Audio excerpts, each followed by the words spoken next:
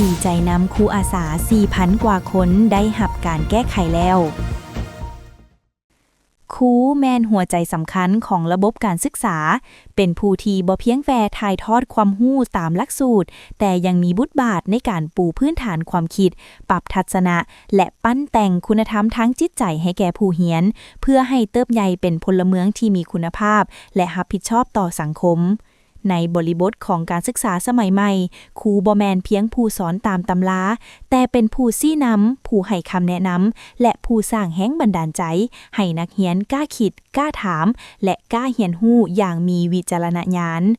คุณภาพของครูจึงส่งผลโดยตรงต่อคุณภาพของผู้เรียนและคุณภาพของกำลังคนในอนาคตนอกจากนั้นครูยังเป็นแบบอย่างทางจิตใจและพฤติกรรมให้แก่นักเรียนผ่านคำเว้าการกระทำและจรรยาบรรณวิชาชีพดังนั้นการพัฒนาการศึกษาจะบรรลุผลได้อย่างยืนยงก็ต้องเริ่มจากการพัฒนาครูให้มีความรู้ความสามารถและขวัญกำลังใจที่เหมาะสมแนวใดก็ตามในระยะหลังมานี้ด้วยผลกระทบทั้งเศรษฐกิจเหตุให้ครูหลายท่านได้อำลาพาจากอาชีพครูไปเฮ็ดแนวอื่นเพื่อครอบครัวและมีการสูญเสียครูในหลายรูปการเหตุให้ประเทศเฮาขาดแคลนครูสอนดังนั้นเพื่อแก้ไขปัญหาการขาดแคลนครูสอนรัฐบาลได้ดำเนินการปรับปรุงเงินเดือนครูให้สูงขึ้นสู่ระดับใหม่เพื่อยกระดับความเป็นอยู่ของครู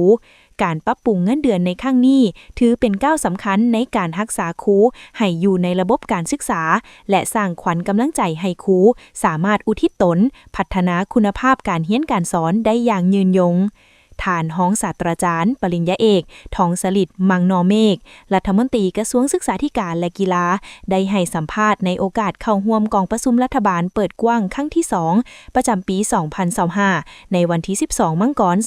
2026โดยท่านได้ยกให้เห็นบางผลงานที่พ้นเด่นของกระทรวงศึกษาธิการและกีฬาสามารถญาติมาได้ในซกเฮียน 2024หา